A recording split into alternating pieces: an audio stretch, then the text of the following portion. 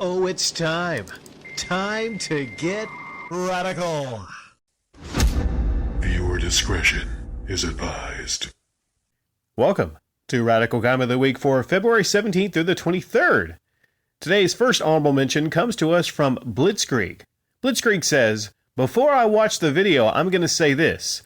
John Hancock should come clean and tell his audience of YouTube followers that he is giving up on the museum idea. He should apologize to them and tell them that he has overextended himself and abused the trust of his supporters. His lack of transparency and leadership on the museum issue has personally affected him, and he has made a lot of social errors and exhibited bad behavior as a result, such as banning people, deleting their comments, avoidance in discussing the museum, copyright striking channels, and misleading his audience and the gaming public. If John Hancock would come clean on this issue, a huge weight would be off his shoulders. The 1,000-pound silverback gorilla would be off his back. Where it stands right now, John Hancock is in the process of destroying himself on YouTube and in the public eye. He is ruining the image of the Metal Jesus Rocks crew. They have a good image. And Jason is allowing it to happen with his silence. John Hancock has a video game buying/collecting addiction, and he's got it bad. He should seek therapy." Next up, we got Vic Viper with the second honorable mention. Vic Viper says, "Anybody on YouTube that's a scammer, con artist, falsely copywriting other channels should be called out and exposed. Some YouTubers are not these innocent and lovable people that you really think they are. They don't care about you, and you don't even know these people. And I say when something shady is going on the platform, channels like Radical Rick has a right to make a video about them and call them out for it. Then after that, their uneducated, stupid subscribers can be the judge." After I came across Radical Rick, I'm now able to see what some of these scamming YouTubers do behind closed doors, on what they are really like, just lying in front of the camera and putting on a fake show, just to steal their audience that are suckers' money. Example, just like every time Radical Reggie was making videos about how he gets robbed and ripped off, oh yeah, the ATM one, that raises a red flag there. The point is he is trying to get his stupid audience to fall for it and feel sorry for his lazy ass and donate to his channel and join his Patreon. Radical Reggie is a con artist in disguise. Keep doing what you do, Rick. I love critical satire. I'll listen to your channel through my truck speakers whenever I travel to my destinations. And Radical Rick, another thing, debating with an intelligent person, eventually you will come to an agreement. But trying to win an argument against a uneducated, stupid idiot, which most Patreon supporters are, is impossible. Keep up the good work. Love the content. Thank you there, Vic. And the third honorable mention comes to us from Rasta Populus. "I think people are reading way too much into this." And your comment was on the Sonic video I did a while back. "It really doesn't mean anything. Nothing is changing. Whether the movie is really good or bad has no bearing on its success. Rotten Tomatoes has no influence in it because Sonic's brand is huge, and when they redesigned the character, really looked familiar for once. Hollywood really doesn't care that much for these sources, and most writers don't. I guarantee this movie was originally not going to have anything to do with Sonic, but they needed a brand to make it work, and adapted it accordingly to Sonic and Eggman's existence. Really, the only thing that would have hurt the movie's success was the original design they had. And I can say, with 100% confidence, because the first Monster Hunter film will be terrible and still be a hit, and regardless of how much effort Illumination puts into the Mario movie, it will outperform Sonic on account of it being a Mario animated movie. Really, Hollywood has no incentive to change how they approach game adaptations. They sell on brand name alone, always been that way. Pretty sure the Ratchet movie would have been much more successful simply if the series was more popular than it is." There was a Ratchet movie? For the record, the first Mortal Kombat movie was great for its time, and it didn't impact future adaptations. Thank you, Rasta Populus. Moving right along into the medal ceremony, our bronze medal goes to Ornery Cuss. "I'm sorry, but the focus should undoubtedly remain on John Hancock. His actions have spoken on the type of man that he really is. He does not provide a service worthy of any donations of any kind, and he has shown himself to be nothing less and nothing more than a despicable person. Speaking on the folks who still follow him are still fans of him, despite all this, their character and convictions are paper thin. It's a terribly sad situation that his family is clearly suffering from the effects of his addiction, and also that he essentially assumes his reputation is impervious after all the other bad moves he made. Also, it appears that he has learned very little from the forced feedback from fans and critics of his channel. I'm really starting to feel sorry for him, as he is obviously delusional and is showing greater signs of poor mental health. I never thought game collecting could lead to the need for rehabilitation, but it seems likely that he and his family could benefit from some sort of intervention. Maybe someone should open a mental rehabilitation clinic specifically for game collectors and YouTubers suffering from obsessive compulsive disorder, greed, and depression. There's some things here that you, like towards the end there, some things here that you touch upon that I don't think a lot of people have really touched upon, on this channel. Not just with someone like John Hancock, but just a problem with these hardcore collectors. And the thing is, it's not just something like this. I brought up before the idea of addiction, people addicted to things like game collecting. Now, I think when it becomes a problem, is when you clearly are someone like John Hancock who cares about, I'm not saying he cares about, because I don't know the guy personally. I just know him from YouTube, all right? I can tell you from what I see on YouTube. I think a lot of people make, not saying like they make things up, but they read into things a lot more than they possibly should. So I've even said before that, hey, you know what? The guy could be a fantastic family man. He could be, a great person in a lot of other respects in his life, but I don't know. Okay. So I'm not going to be here and tell you a lot of things about John Hancock outside of his YouTube videos that I critically satire from time to time. But I can tell you from what I see, he is obviously a person that is putting on a fake persona, like so many other people on YouTube. He is obviously a person that has no problems with collecting any kind of games, getting in game donations. He has no second thoughts about getting in the rarest of games or big donations. He doesn't give a shit, That's a problem. But it's not just a problem with John Hancock. But where he's separate from a lot of people is, it seems like he is devoted to a certain thing like the museum, or having the biggest game collection in the world, or making people think that he actually cares about having a museum because he wants more game donations. It's hard to really pin him down, but he's shady. He's incredibly shady. He's one of the worst YouTubers, one of the worst examples of a YouTuber I've ever seen on this platform. So whenever I say, well, this guy can't take it to another level, he takes it to another level. You bring up the false copyright striking. That right there should have been the moment. Ornery, it should have been the moment that his own subscribers looked and said, you know what? This guy is a tremendous piece of shit. He's a tremendous piece of shit that cannot handle any criticism and is just fully 100% fine with trying to false copyright strike channels that criticize him. He doesn't give a shit. That's one of the worst things you could do on this platform. It is. It's one of the worst things you could do. Now, we had Review Tech USA for a while. We had him come out before he lost his fucking spine. And that put a little bit of fear in John Hancock. But something happened. Something happened. Who knows what happened? Who knows who got in Review Tech USA's here? Maybe someone else in the metal crew. I'm not sure. We will never know what exactly happened. But Review Tech USA lost his spine. That was the last best shot that we had.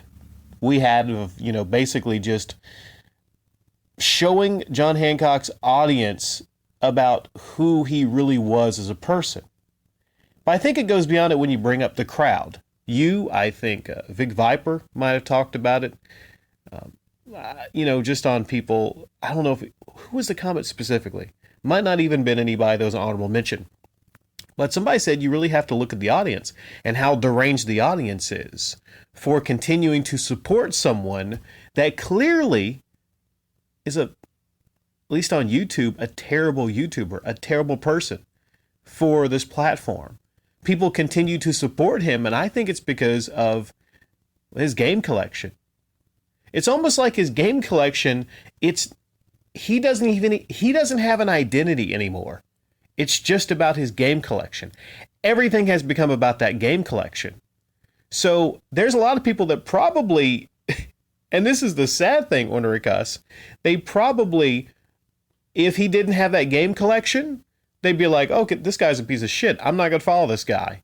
But because of that game collection, they're just mesmerized by it. And then you talk about addiction. Yes. Many people are addicted, just like people get addicted to drinking or drugs. Many people are addicted to the appeal of these YouTubers with these huge game collections. They worship them. They worship them. And I don't think there's hardly anything sadder than that I see on this platform. The silver medal today comes to us from TV Games. I clicked on the link to the video before listening to your response. And yep, the very first thing I noticed was exactly what you covered. A man practically on the verge of a breakdown over not getting recommended and desperately needing likes and comments. Talking about the quartering. Oh wow, I thought to myself. He must be struggling to get a little recognition after working so hard. Even though his topics and opinions may not be my cup of tea, I can emphasize. Then I look down and he has 675,000 subs, 17,000 likes, and almost 2,000 comments as of this posting. Imagine you're watching your favorite TV show, and before starting, they spend 5 minutes just bitching and moaning about how they don't have high enough ratings and they have to beg and plead for people to watch. Or you put on an album of your favorite artist, and the first track is a long diatribe about their sales and merch figures. No one would tolerate that kind of behavior or underperformers, but it would be laughable if this imaginary show or album were actually doing quite fine among others in their group. And yes, I know YouTube vlogs aren't the same as albums or TV shows, but the common underlying principle is still the same and very important. Keep the audience engaged. I couldn't even watch the rest. I wasn't engaged. He lost me at the very beginning with his trivial, non-existent analytic concerns.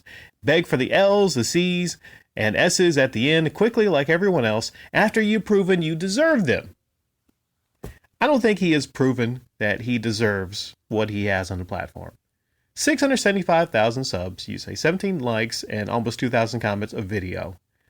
I think the quartering is one of the blandest channels I have seen.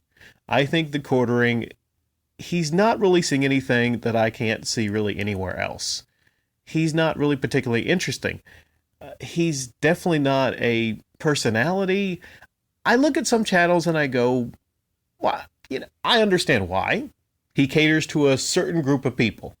If you cater to a certain group of people on YouTube, okay, there's no other place I think where you can be very, very boring. You don't even need really much of a personality. But if you structure videos to cater to a certain group of people, then guess what? You will get views.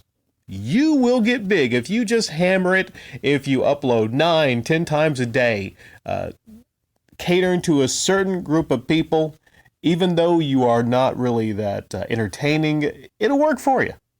It'll work. And I think that's the case with the quartering.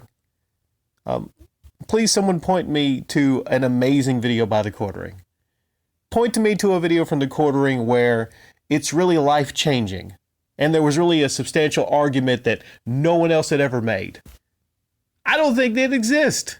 I do not think it exists. I think he's a carbon copy of a lot of these other channels that are anti-SJW. I think it's the same fucking videos as anyone else doing that kind of stuff. I understand there's a place for that on YouTube. But I also understand that someone in his position should be self-aware that he probably doesn't even deserve to have what he has right now on the platform.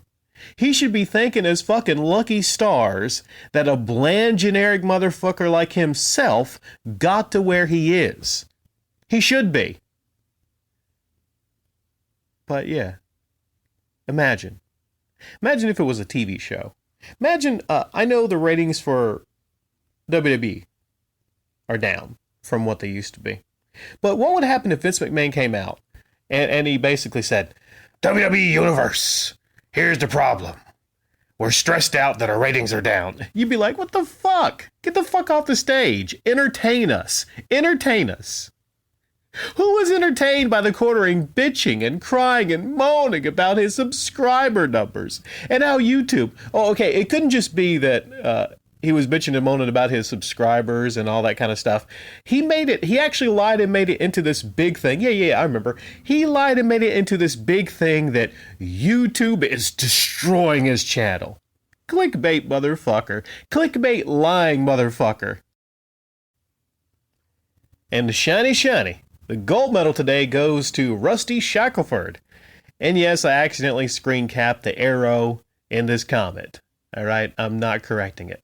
Rusty says, honestly, I don't think it is entirely necessary for a YouTuber to have to respond to their audience.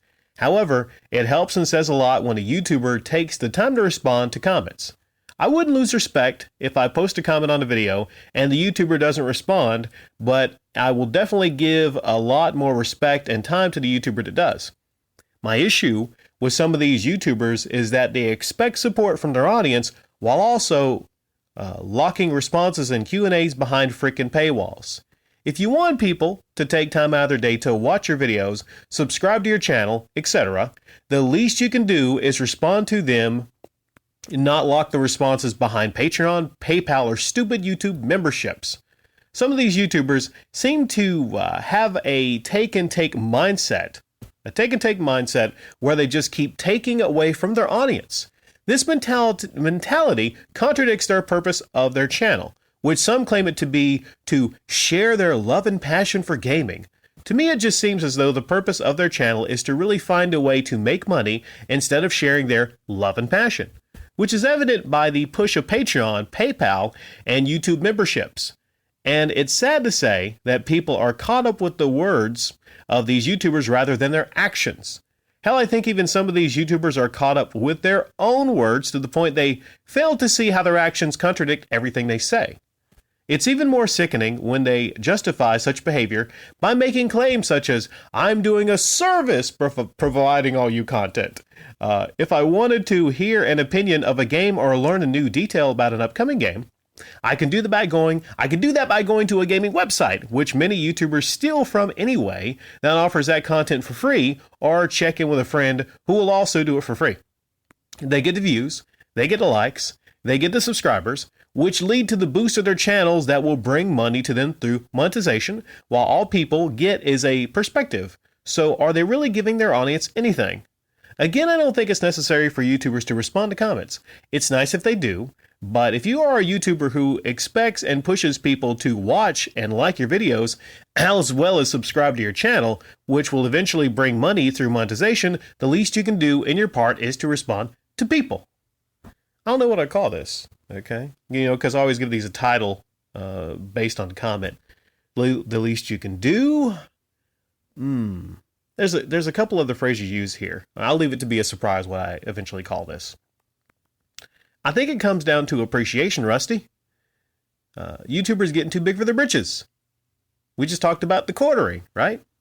At one point, you would think maybe the quartering responded to almost every comment. At one point, you think the quartering appreciated, the subscribers he had. But then they get bigger. But then they get bigger. But then they get bigger, and they lose sight of the passion, the reason they got on the platform in the first fucking place. It becomes a business. They quit work. It becomes their job. So they lose pretty much all the soul and the passion that they started out with because it just becomes their job. Now they say they do it for the love. They say they do it for the passion.